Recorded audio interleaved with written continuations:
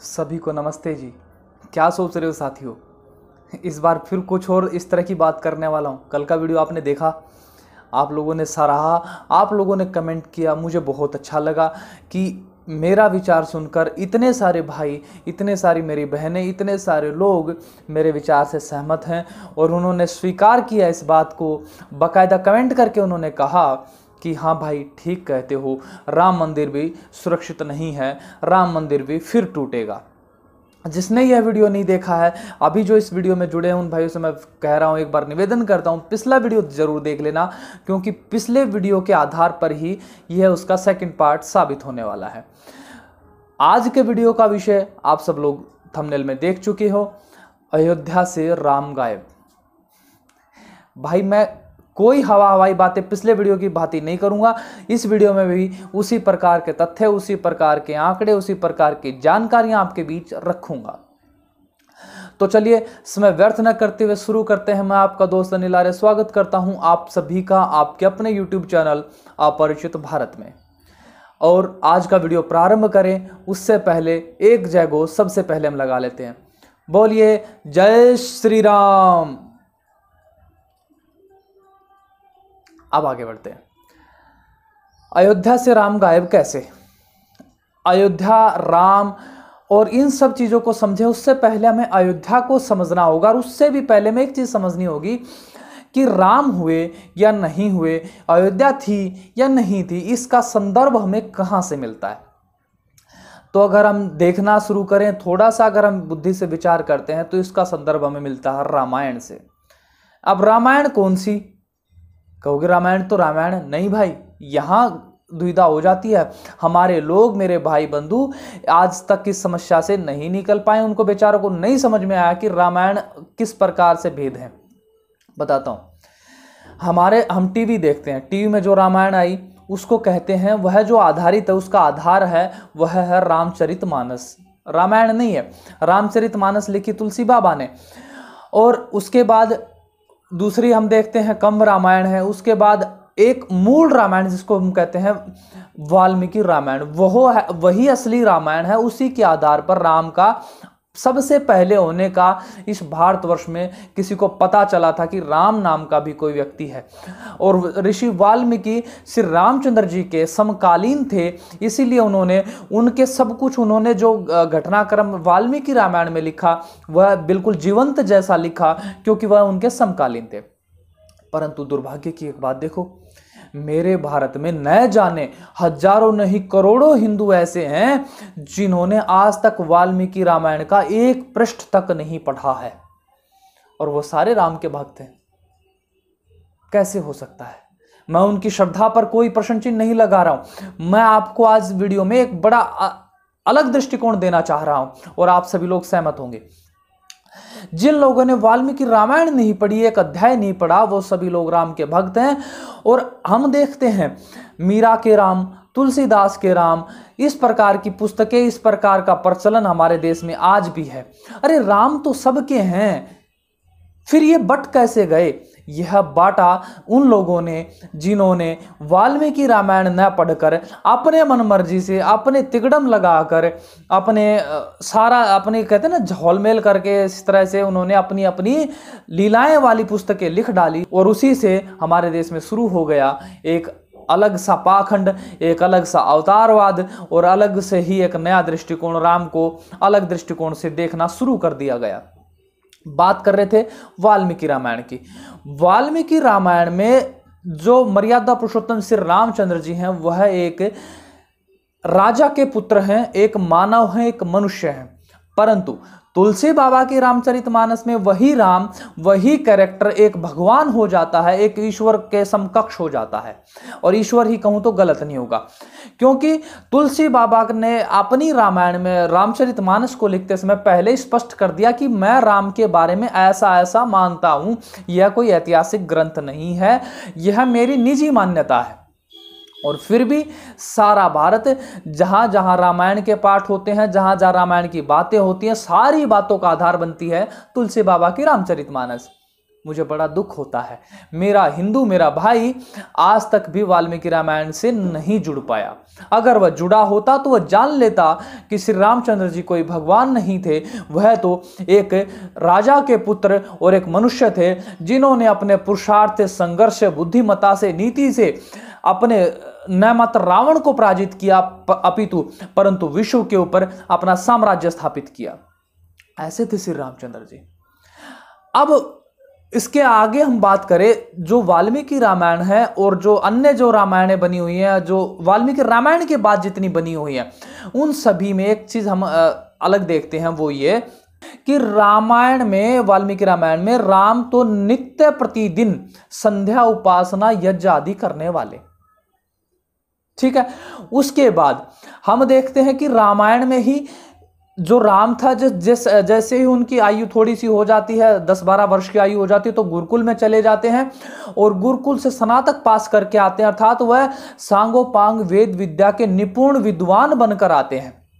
ऐसे मर्यादा पुरुषोत्तम श्री रामचंद्र जी, वह धनुर्वेद के जाता बनते हैं, वह अथर्ववेद के जाता बनते हैं, तो चारों वेदों के जाता बनते हैं। ऐसे मर्यादा पुरुषोत्तम श्री रामचंद्र जी हमारे, ठीक है। अब बात करें, थोड़ा सा राम के बारे में हो गए, अब बात करें अयोध्या के बारे में। अयोध्या के बारे में हम देखते हैं तो अयोध्या के बारे में वाल्मीकि रामायण का पहला वाक्य है, पहला वाक्य अगर आप पहले सर्ग पढ़ोगे उसी में आ जाएगा कि वाल्मीकि रामायण में अयोध्या के बारे में जो बताया गया है उसके बारे में कहा गया है, अयोध्या एक ऐसी नगरी है। नारद मुनि जब पूछते हैं तो अयोध्या एक ऐसी नगरी, न उसमें कोई चोर है, न कोई लुच्चा है, न कोई लफंगा है, न कोई गरीब है, न कोई निर्धन है, न कोई ऐसा व्यक्ति है जो नित्य प्रति यज्ञ हवन न करता हो, न कोई ऐसा व्यक्ति है जो महिलाओं के साथ दुराचार करता हो, न किसी महिला के साथ कोई शोषण है, अर्थात सर्वगुण संपन्न नगरी है। और प्रत्येक व्यक्ति उस वैदिक विचारधारा वाला है, प्रत्येक व्यक्ति की मानसिकता, प्रत्येक व्यक्ति का धर्म, प्रत्येक व्यक्ति की संस्कृति, मान्यताएं, परंपराएं सभी वेद आधारित हैं। यह है अयोध्या। कहां पर? वाल्मीकि रामायण में। अब मैंने आपको बताया सबसे पहले राम कैसे थे, उसके बाद मैंने बताया अयोध्या नगरी कैसी थी, उसके बाद राम के जो कुछ चीजें और जो बच जाती हैं कि वह किस प्रकार शत्रु पर विजय पाते हैं। वह शत्रु पर विजय पाते हुए भी, विजय पाने से पहले भी वह पहले ही अपनी सेना में घोषणा कर देते हैं, युद्ध में एक ही लक्ष्य होता है, विजय। हमारा लक्ष्य भी विजय, परंतु किसी एक प्राणी या रावण नाम के केवल एक शत्रु पर नहीं, बल्कि अधर्म पर धर्म की विजय, अनीति पर नीति की विजय, अन्याय पर न्याय की विजय और झूठ पर सत्य की विजय, यही विजय हमारा लक्ष्य है। ऐसे थे श्री रामचंद्र जी। और आज श्री रामचंद्र जी की जन्मभूमि अयोध्या पर उनका मंदिर बनने जा रहा है, उनके मंदिर का शिलान्यास हो गया है, नींव रख दी गई है। यह हमारे लिए प्रसन्नता का विषय है। परंतु वह मंदिर कब तक सुरक्षित रहेगा यह मैं पिछले वीडियो में कवर कर चुका हूं, जिन्होंने नहीं देखा वह जरूर देख लेना। अब बढ़ते हैं आगे। जो यह मंदिर की नींव रखी गई है, यहां मेरे कुछ प्रश्न है। नींव रखी जानी चाहिए, मंदिर बनना चाहिए, परंतु कैसा? कैसा अनिल भाई, क्या बात कर रहे हो यार? मंदिर तो मंदिर होता है, बड़ा बड़ा शिवाला बनेगा, घंटियां बजेंगी, बड़ी मूर्ति बनेगी, ये वो, और पूजा आरती ये सब प्रतिदिन चलेगा, यही तो मंदिर होता है? नहीं भाई, नहीं नहीं, यहां आपका दृष्टिकोण आपको बदलने की आवश्यकता है। अब बात करता हूं कैसा मंदिर होना चाहिए। हम वाल्मीकि रामायण की अयोध्या के साथ आज की अयोध्या कंपेयर करेंगे, आपको समझ में आ जाएगा। सबसे पहले समझो, वाल्मीकि रामायण में अयोध्या कैसी सर्वगुण संपन्न नगरी, ना कोई चोर है, ना कोई लुच्चा है, ना कोई लफंगा है, ना कोई इस प्रकार की कोई ना यज्ञादि हवन आदि करने वाला, ऐसा कोई भी ना हो जैसे इस प्रकार की नित्य प्रतिक्रम न करता हो, कोई ऐसा घर नहीं जिसमें गाय न बनती हो। परंतु आज की अयोध्या हवन नहीं होते, यज्ञ आदि कर्म नहीं होते, वेद के पाठ नहीं होते, चोर भयंकर हैं, लुच्चे लफंगे हर गली गली में मिल जाएंगे, व्यभिचारी पुरुष हर गली में मिल जाएंगे। ऐसी अयोध्या हो गई है।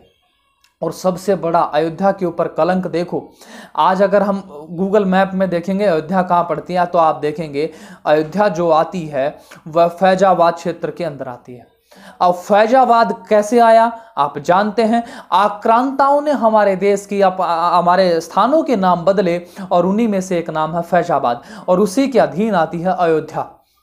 आप बताओ, जिस चक्रवर्ती सम्राट ने, जिस महाबली, जिस नीतिवान श्री रामचंद्र जी ने अपना साम्राज्य विस्तृत करते हुए पूरी भूमि पर, पूरी पृथ्वी भूमि पर अपना राज्य स्थापित किया हो, वह अयोध्या, उसकी राजा, उस महान राजा की नगरी एक आक्रांता के नाम के अधीन के एक दुष्ट के अधीन है, फैजाबाद।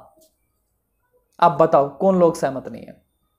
आगे बढ़ता हूं, इस प्रकार के कई सारे तथ्य आपको जानने को आज मिलेंगे। दूसरी बात, हमने एक अयोध्या में राम मंदिर बना दिया, आज शुरू हो गया, कल तक पूरा भी होगा। अयोध्या में राम मंदिर बन गया। अब राम किसके थे? धनुर्विद्या में निपुण थे, वेद में निपुण थे, माता पिता की सेवा में, आप जानते हैं उन्होंने माता पिता की सेवा करने के लिए 14 वर्ष का वनवास काटा। परंतु हमने राम तो बना लिया, अर्थात राम की मूर्ति बना ली, पर राम जैसे हम बने, इस प्रकार की कोई व्यवस्था हमारे देश में नहीं है। देश की तो बात छोड़ो, अयोध्या में तो कम से कम हो जानी चाहिए थी। मैं आशा करता था प्रधानमंत्री महोदय जी से कि कल के उद्बोधन में इस प्रकार का कुछ रहेगा कि हम वाल्मीकि रामायण के ऊपर आधारित अयोध्या नगरी को बसाएंगे, जय ना कोई चोर होगा, न कोई लुच्चा होगा, न कोई लफंगा होगा और न कोई व्यभिचारी पुरुष होगा। परंतु हम देखते हैं उसी अयोध्या में वैशाल्य भी बने हुए हैं, उसी अयोध्या में पीर मजारे भी बनी हुई हैं, उसी अयोध्या में मस्जिदें बनी हुई हैं, उसी अयोध्या में फैजाबाद नामक स्थान है, उसी अयोध्या में दिन पता नहीं कितनी सड़कें, कितनी गली मोहल्ले, कितनी इस प्रकार की कॉलोनियां बसी हुई हैं जो आक्रांताओं के नाम पर बसी हुई हैं। तो बताओ कैसे बनेगा राम मंदिर? कैसे राम अयोध्या से गायब न होंगे? कोई कह सकता है कि राम अयोध्या से गायब नहीं होंगे? अगर श्री रामचंद्र जी होते तो इनका सर्वनाश कर देते। मुसलमानों की बात नहीं कर रहा हूं, अधर्म का सर्वनाश कर देते। अधर्म का नाश चाहे हिंदू करे, चाहे मुसलमान करे, चाहे बौद्ध करे, चाहे जैन करे, श्री रामचंद्र जी होते तो उनका सर्वनाश कर डालते। परंतु आज सत्ताधीन जो सरकारें हैं उन्होंने इस प्रकार की कोई व्यवस्था नहीं करी और न मुझे नजर आती है कि दोबारा से राम पैदा होंगे। अब एक और बड़ी बात करता हूं। अब उदाहरण के लिए हम देखते हैं जितने भी मस्जिदें होती हैं, मुसलमानों की जितनी भी मस्जिदें होती हैं, प्रत्येक मस्जिद के आसपास ही उनका मदरसा होता है या मस्जिद में ही होता है। सारे के सारे वो पढ़ने पढ़ाने की क्रियाएं वहां होती हैं।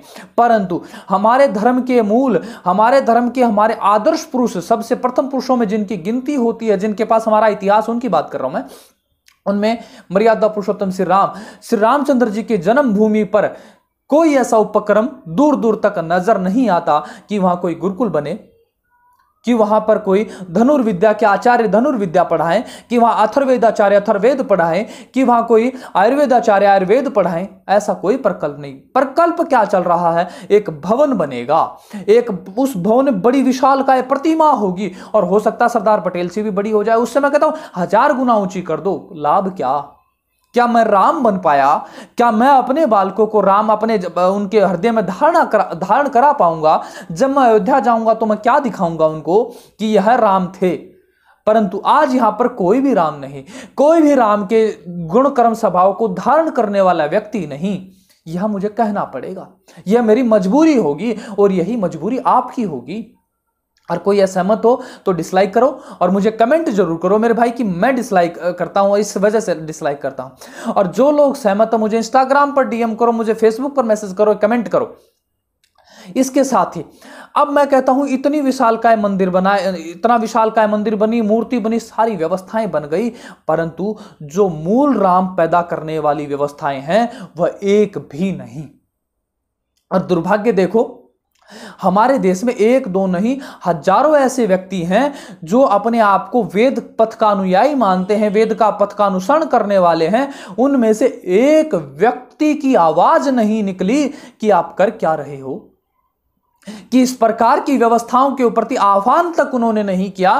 प्रधानमंत्री से संपर्क उनके हैं, स्वामी सुमेधानंद की बात कर ले और अन्य कितने ही आर्य समाज के विद्वान आचार्य वर्ग के लोग आज राजनीति में है, परंतु किसी ने चूं तक नहीं करी और वह कहते हैं कि राम हमारे। तू ऐसे आप लोगों के राम होने पर मेरे हाथ में आज कुछ सत्ता नहीं है, मेरे हाथ में कुछ और प्रकार की कोई सामर्थ्य नहीं है, परंतु आज मैं बुलंदता से अपनी आवाज बुलंद करके कह सकता हूं कि हां, मुझे राम बनना है, मुझे अपनी संतानों को राम बनाना है। और विचार करो, उस समय जिस समय आज से रामायण हो, जिस समय हमारे मर्यादा पुरुषोत्तम श्री राम रहे, आज से तकरीबन 9.5 लाख साल पूर्व, उस समय एक अपराध हुआ था, मेजर अपराध। माता सीता का हरण कर लिया था रावण ने, और उसका परिणाम क्या हुआ, उसके घर में कुल समेत सर्वनाश करके माता सीता को छुड़ाया और दुष्टों का इतना संहार कर दिया कि कुल समेत सर्वनाश हुआ।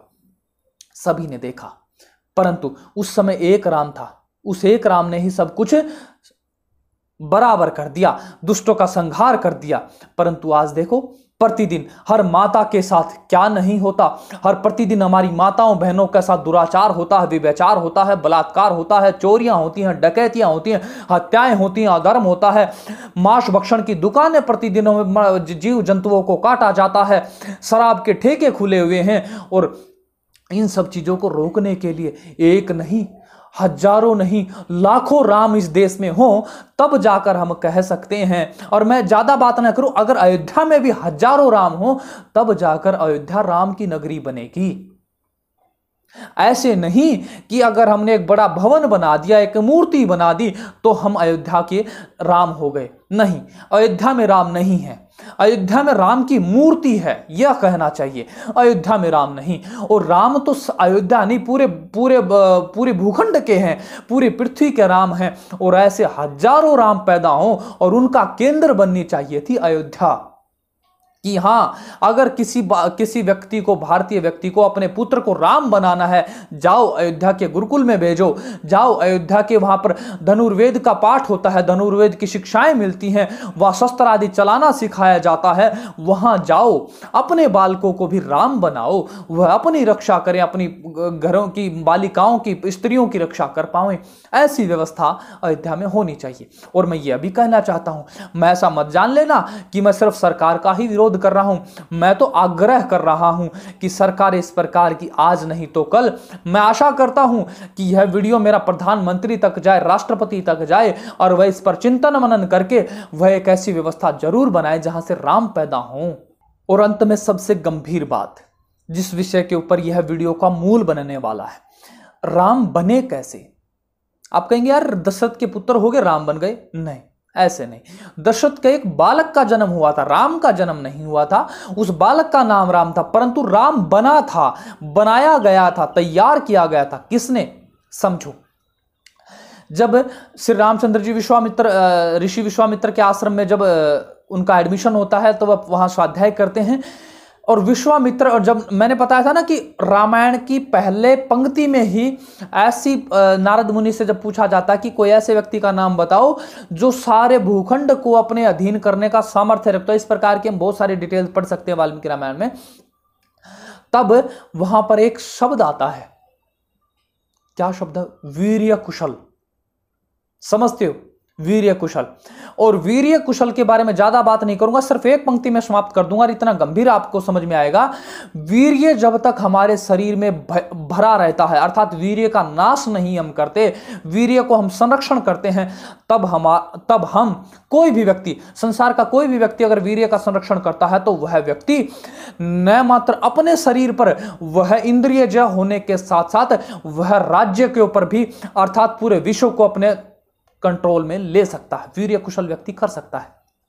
परंतु दुर्भाग्य, आज मेरे अयोध्या में एक भी बालक को वीर्य कुशल बने ऐसी कोई शिक्षा की व्यवस्था नहीं। अयोध्या में वैशाल्य बने हुए हैं, व्यभिचार होता है, बाकायदा लीगली ऐसे कर्म होते हैं। और इन कर्मों के होते हुए मेरा भाई, मेरा बालक, मेरा बच्चा, मेरा ताऊ, मेरा भतीजा, कोई भी वीर्य कुशल नहीं बन सकता। और जब तक मेरे देश का बालक वीर्य कुशल नहीं होगा, तब तक वह राम भी नहीं होगा, तब तक वह लक्ष्मण नहीं होगा, तब तक मेरी माताएं सीता नहीं होंगी, मेरी बहनें सीता नहीं होंगी, जब तक वह वीर्य कुशल न हो। और वीर्य कुशल ऐसी हो, वो सब लोग वीर्य कुशल हो, बालक वीर्य कुशल हो, इस प्रकार की व्यवस्था कहीं भी देश में दूर दूर तक नजर नहीं आती है।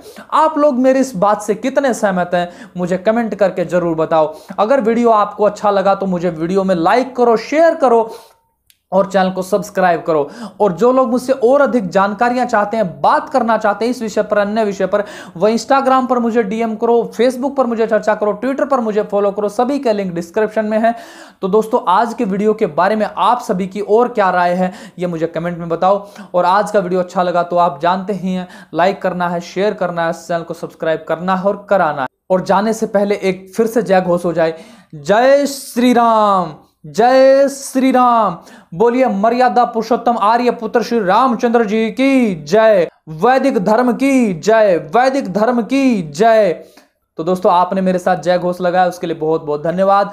आप सभी लोग आज वीडियो में जुड़े, उसके लिए बहुत धन्यवाद। आज की वीडियो के लिए बस इतना ही। अब मैं मिलूंगा आप सभी से अगले वीडियो में। तब तक आप सभी लोगों ने बहुत सारा ख्याल रखें। बहुत बहुत धन्यवाद, बहुत बहुत आभार सभी को। नमस्ते जी।